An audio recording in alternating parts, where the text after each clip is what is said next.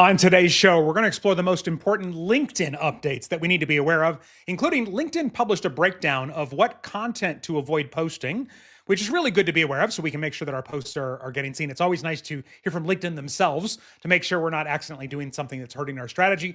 More updates that signal video is going to continue to be a big priority for LinkedIn in 2025. New helpful info from them about how things are ranked in the feed, and we're seeing some subtle changes there that are good to be aware of, and a brand new benchmark report so you can compare what you're doing to other companies, including the percentage of their revenue they spend on marketing. And there's this shift that seems to be going on in the length of the buyer cycle. My name is Jerry Potter, host of the Social Media Marketing Talk Show, a social media examiner production where we break down all the latest social media news and what it means for marketers like you. And today I'm joined by Michaela Alexis. Michaela is a LinkedIn marketing strategist who trains businesses on leveraging the power of LinkedIn. Her course is called Copywriting for Social Media. Michaela, welcome to the show. I'm so excited. There's a lot today. There is a lot, and it's good stuff too. It's good Sometimes stuff. It's they exciting. release fluff. So let's Yeah. jump in first about their content recommendations that LinkedIn shared and what your thoughts are on these, because I think there's some really good stuff in here. Yeah. So this was interesting to me because I've never seen them actually release something where they explicitly say, don't post this stuff. Obviously, they've had conversations with lots of people on LinkedIn and have been trying to battle this behind the scenes for many years. But basically, it comes down to kind of what you would expect: promotional and off-topic content. What they call engagement bait, which I want to get into with you, unoriginal content, which is something that they've been battling for years, uh, negative content, which I think with the recent politics in the world, they're definitely trying to combat a little bit more on the platform, and then of course adult and sensitive content, which doesn't really have a place on LinkedIn or probably elsewhere on the internet. But they talked about that as well. Yeah. So talk to me about the engagement bait. I think this is really interesting because I have, for a long time, part of my strategy has been, like if you agree, that's been part of the LinkedIn culture. So Mhm. it's interesting that they are saying posts explicitly asking for likes, shares, or tags might seem like a quick win, but can actually hurt your reach because, according to a lot of their previous content and their posts about this, they've encouraged people to ask for shares or to share their opinion. So I'm curious to see if they are penalizing posts that ask for likes or to share or comment below. And if so, how they want people to approach calls to action moving forward. I think this one is a little bit tricky for creators. It is interesting too. Yeah, because a big part of what people do on LinkedIn too is tagging other people, Other people. which Exactly. if you don't have a relationship with them, it's basically spam, Right. right? And we saw Facebook, it seems like, crack down on this a decade ago. I'm sure it was only 7 or 8 years, but it's been there for the longest time. And it's like, click like if you agree, click love if you disagree. These fake polls and things like that. I Right. have a bigger theory about what's going on with LinkedIn, and I'm hopefully it doesn't sound like a conspiracy theory type of thing. But Ooh. here's what I think's happening behind the scenes. LinkedIn, as we talked about a second ago, is going, yep, we're doing video, we're doing vertical video, we're doing Right. short form video, and all the people who create short form video, myself included, are like, cool. Now I'm going to take all the short form videos I've been creating elsewhere. I'm going to put them on LinkedIn. Why not see what happens? We have all these tools that make it so easy to do that. And I think they're probably getting an influx of content that they don't feel like it fits on LinkedIn. So Right. when you talked about the sharing thing, sharing is one of the, if somebody says, if somebody shares it, obviously it's Fair. going to reach Right. more people, even if the algorithm squashes it. So it Right. could be some of that, but also some of the things, like you said, you've never seen them say, don't post this before. Right. I think that's part of the reason too, because people are just taking their reels and their TikToks and then bringing Yes. them on over. Yeah, and LinkedIn has always been really protective of maintaining their work career perspective content. I think it's easy for people to take what they're doing on other platforms and try to repurpose it onto LinkedIn. And LinkedIn is kind of saying, nope, you gotta figure out a way to make this speak directly to people and make it relevant and all of those good things. So I think that the intentions are really good. I just am curious about that piece of, how do you add calls to action without being penalized potentially by the algorithm if they are kind of shifting the focus. And also, what qualifies as engagement bait? Is it things that are, you've probably seen them on LinkedIn where it's like a viral video that's repurposed from another platform where it's like if you agree with it, I Yes. understand Yeah. that. But what about original content that is simply asking to comment below or to share? So that's my only take in all of that in terms of promotional and off topic content.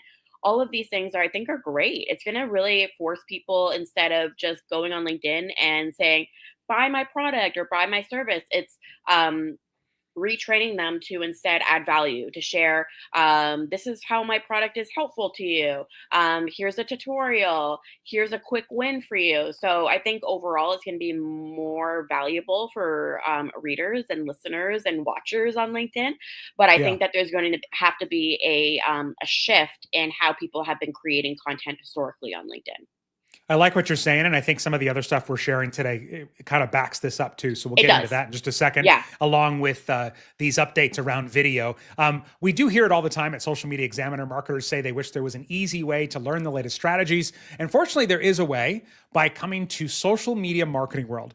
Better than going back to school. Avoiding boring lectures and course dreaded homework assignments. There's no homework. Instead, you'll spend 3 fun days discovering what's working while getting to know other marketers who are facing the same struggles that you are. Michaela's going to be there speaking about magnetic marketing, how to build a LinkedIn presence that attracts and converts. And it all takes place in beautiful San Diego. So if you're ready to learn, have fun, and save, go to socialmediamarketing.world to get your tickets today. Again, socialmediamarketing.world. And we hope to see you there. So LinkedIn has been moving in this video direction all year and looks like it's Mhm. continuing in 2025. And part of this is a slight tweak in the posting composer that we're starting to see. So what is this that's starting to show up that you've seen? So a couple things. There's a new video button that's supposed to be in the composer. I immediately went to the mobile app because I wanted to see if it worked for me. It does not work for me. And I was wondering, well, how did I post videos before? I looked at that update and I was like, don't I have that? And then I checked and it's actually just media. So you can choose Mhm. either video or photo. But I think the idea of including a video button in the composer is so that people specifically add videos versus photos. Photos tend to just kind of reign supreme on LinkedIn in general. So I think that's why they're trying to do that. I know that it's not an official update. I think they're probably going to play around with it behind the scenes because they have a lot of updates and they have a lot of new features. And the biggest thing is to avoid overwhelm for people, that you don't want to open up your composer and you see 50 different options, Yeah. so I think they're that's why we haven't heard about that yet. But I do think it's an interesting shift and I think it will help people create more videos because it's just, oh, I can include a video here. Some people might not even know that you can add a video just because the button says media. There's Yeah. also a more prominent follow button on videos. I think this is fantastic. This is awesome. So when somebody watches your video, LinkedIn's making it easier for you to follow them. So that's a really nice way to create videos and know that you might be converting viewers into new followers on LinkedIn. I think that's fantastic for people that are creating video content.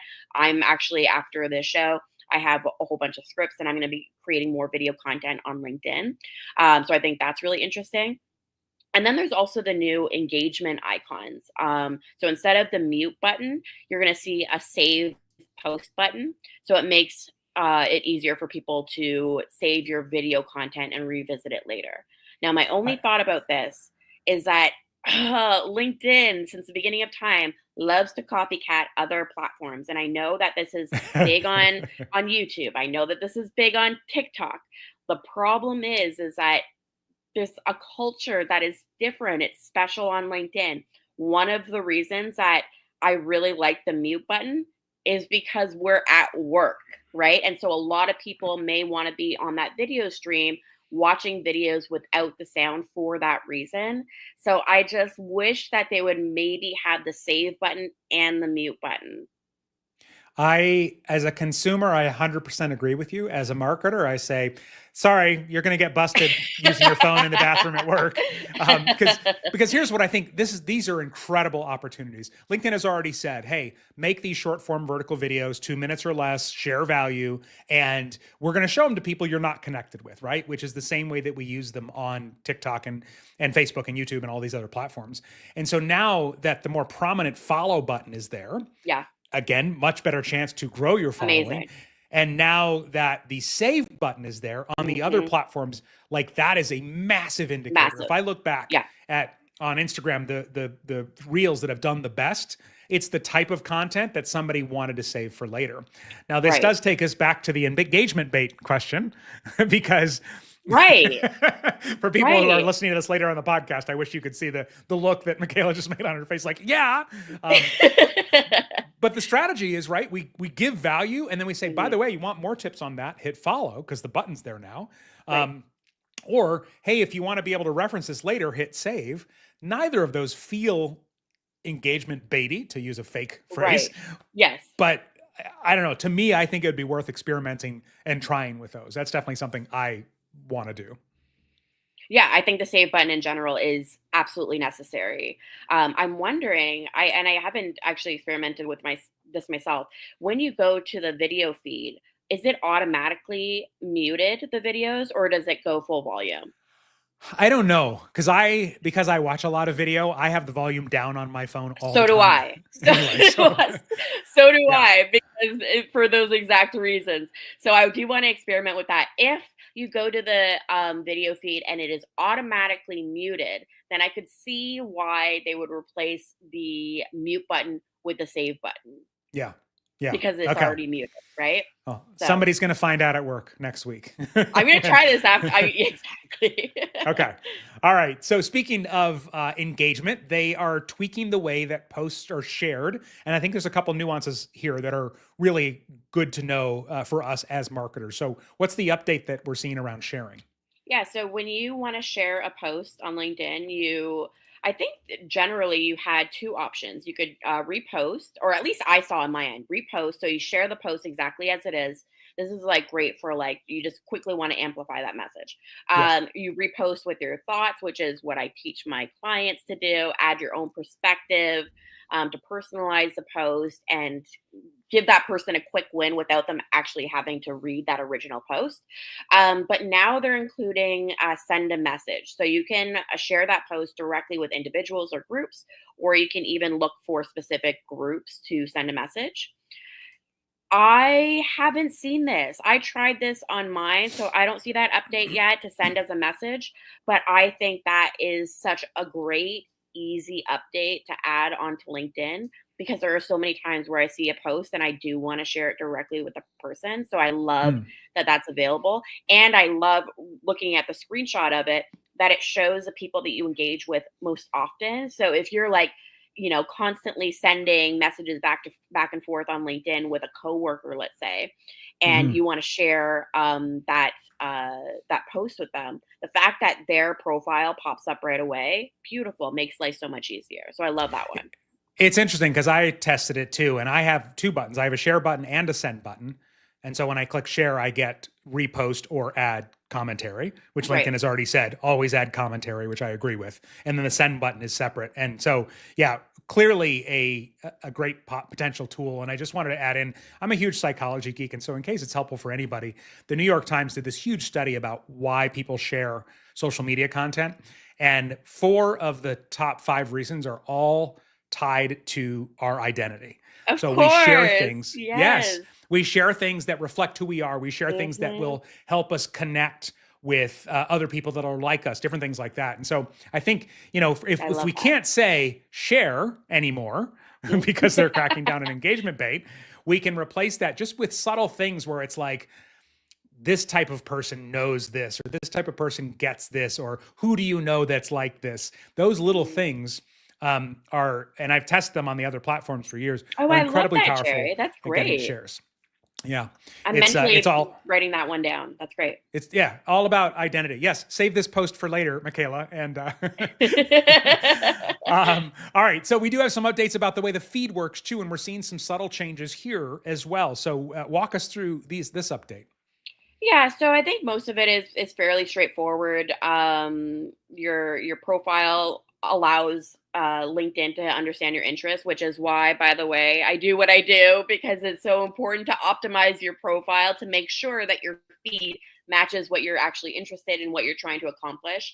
Your Hmm. network is going to influence the content that you see. So the more intentional your connections, again, if you're going out and you want to just hit that 30,000 connection limit, your feed's not going to be super relevant to you. So the more intentional you are with connecting with people, the better your feed's going to be. And then your actions, so liking, commenting, and hiding posts are going to shape your content preferences over time. I think generally this is pretty straightforward for most people. But it's a good reminder that optimizing your LinkedIn profile, if you haven't done that already, so incredibly important. Take a look at your network. If you have uh, gone to a new industry, started a new role, maybe started a new job altogether, make sure that your new network reflects your current interests. Because I know I'm like that for myself. I had connections when I just left university, and their content may not be relevant to the Michaela in 2024. So making sure that, especially now, this is a great time of year to go through your connection list, review who's on there, who are those people that still align with what you're trying to achieve in 2025, and make some changes there. And then also your actions. So making sure that you are liking, commenting, share the love on LinkedIn. This is good not only for your feed on LinkedIn, but it's also really good for the algorithm so that when you're posting the next time, the algorithm recognizes you as an active member of the community. Oh, is that where I'm going wrong? I have to show up. LinkedIn is not one of my Fresh. top priorities, so I'm well aware of the impact that has when we don't show up. Um, It's just like such a great time of year to tie up those loose ends, right? Like the profile, and then go into 2025 with a fresh new feed. The algorithm is loving that you're being so active on LinkedIn. I just think it's such a great time of year to do all that stuff. yes, and they've talked about how you're going to see fewer personal posts from people that don't connect to, which Hmm. they were kind of experimenting with for a while, and then the clickbait posts with little substance, as they describe it. So Yeah, all I that's think going all away. of this ties back to the fact that they're really trying to get rid of spam. Scams have been prevalent on LinkedIn in 2024. That's why they Mm. started introducing the verification tools, all of that stuff. So I think all of it comes down to that they want LinkedIn to be a safe, relevant platform for people that visit. All right, we've got updates on LinkedIn events and that benchmark report to compare what you're doing to other companies. But first, an update to LinkedIn events, which every time this comes up, I'm like, oh yeah, LinkedIn events. So what's the latest around this, Michaela? Yeah, this one's a little bit sad. I know I used to do LinkedIn audio events. I know a few people that absolutely love audio events. LinkedIn had introduced, for those of you that haven't been to a LinkedIn audio event, basically like a clubhouse type tool on the platform. And they were great, really easy to create, to show up. It worked very similar to Clubhouse, where there would be certain people talking. You could invite people up to speak. They've kind of twisted this a little bit to say they're going to be merged into a single entry point. And so, from what I understand, you're no longer going to be able to host native audio only events directly on LinkedIn. Instead, you're going to need to use LinkedIn Live and then a third party streaming tool. So real time interaction will still be possible through comments, but for live speaking, you're still going to be required speaker access through your streaming tool. Now, this has kind of been touted as like a great thing. I think this is a little bit sad for a couple of reasons. Number one, I think that there is, maybe not enough people are using the audio only feature. I would Yeah. love if they would roll both of them into the same thing, but still have that native audio ability, because there's always going to be that technology barrier for a lot of people, right? A lot of people are not used to using tools outside of LinkedIn. So you're going to have a lot of people that were great with audio events, Mm. experts in their field, that are going to have no idea how to use third-party tools and But create the audio. third party tools are sometimes easier to Sometimes use. easier, but there Yeah. is kind of a barrier to entry there. So that's Okay. my only thing right there. The other thing that I'm kind of curious about is how that actually works. So if you are, let's say that you're creating an event in 2025 and you want to do an audio only event and you are going to use StreamYard. Is it possible to just do audio on StreamYard, or does it just make sense to do audio and video if you're already using it? Yeah, I don't know that it is. I mean, obviously, you could Right. just put up a slide if you didn't want to be on Yeah. camera, but yeah. Yeah, so I'm curious to see how that will all work. I still think that there is room for audio, and I know that there are people that are out there that love audiobooks, that love listening to podcasts. So I still think that there is room for an audio focused tool or feature on LinkedIn, and I'm curious to see what they come up with in 2025. I don't think this is it. I don't think that I would, this is the one. yeah, But I think that they will come up with something that still caters to those people. I would love to see them do a deeper podcast integration. That would be cool because Exactly. I bet Exactly. that LinkedIn audiences and podcasts have more overlap than maybe some of the other Absolutely. platforms. Absolutely. So, There yeah. is so much room for possibility here. All right, couple of updates in the ad space. First of all, easier to do paid lead generation than it has been in the past. What's the update around this, Michaela? So now you can boost posts specifically for lead generation. This is really interesting. So now you can turn organic posts into ads directly from your LinkedIn page. You don't need to go in and use any of their ad tools. You can just use your LinkedIn page. It's going to have a button to say boost this post. And then those boosted posts are going to use first party data to target high quality leads, making it easier to capture attention and generate business. I'm curious about this one. We talked about this a little bit earlier. So basically, the idea is that you can take a post that you've created on your LinkedIn page, boost it, and it will incorporate a lead generation form. Now, I'm Okay. just curious about the process of what that might look like. You know, if somebody clicks on the post, are they going to open a? I don't know how that's going to look. Okay. Okay. Well, and because LinkedIn is the only platform where you can really target people based on their job titles and companies, because everybody put their job on Facebook 10 years ago and hasn't updated it. I like anytime they lower the barrier for this kind of thing, because I think for 100%. certain types of businesses, this is a really good opportunity. And then LinkedIn has also announced another AI powered feature for Sales Navigator for sales professionals. So, what are they rolling out here that marketers will be able to take advantage of? You know, very rarely do I get really excited about Sales Navigator updates Today's the because day. I'm generally organic. I like to be more involved in the creation process, but I'm really excited about this. So they have Lead IQ. So this is going to give you a quick overview of the leads, LinkedIn activity, their interests and achievements, which helps you to personalize your outreach. And then they also have enhanced account IQ. So that's going to provide tailored insights into target accounts and also show how your solutions fit their needs. I think that this is such a perfect example of how we can use AI to its full advantage. LinkedIn has put out a million AI updates over the last few months, especially. Some of them are okay, some of them are not good at all.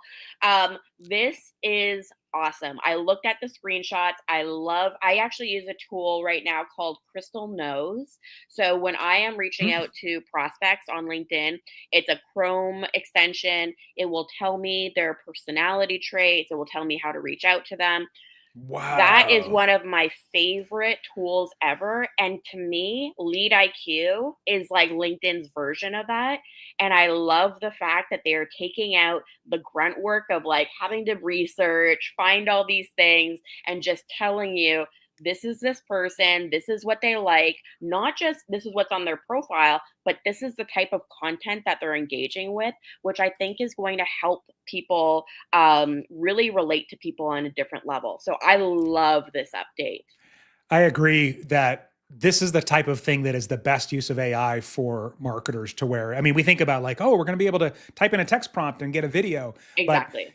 anytime that you can use it to give you information from a smaller data source, right? Because anyone can go into ChatGPT or Gemini and basically use the Right. entire internet or the entire internet up to 2 years ago or wherever they're at with that now. But when we can do it on a smaller piece of information like this, yeah, that's the fascinating part. That's all. When you talked about that other tool, it'll tell you their personality traits. Obviously, it would, depending on how they shared and all that kind of stuff. But Yeah. it's one of Well, those things. even I'm going to that. put that under creepy for humans, great for marketers category.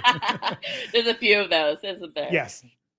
I also Yeah. love the showing how your solutions fit their needs. I took a look at that, and I think that is awesome, even just for training your salespeople, right? If you have Yeah. salespeople that are really struggling to close business, being able to use this tool on LinkedIn where it actually shows you, okay, this is a company and this is how your tool or your service may help them. Yeah. Amazing for those salespeople. Yeah, that's fantastic. All right. New benchmark report from LinkedIn and HubSpot, where they surveyed marketing leaders, and just a couple of interesting things here. This is a great time of year, obviously, to assess what you're doing, what you're going to do going into 2025. So, what were just a few of the highlights from that you think are worth sharing, Michaela?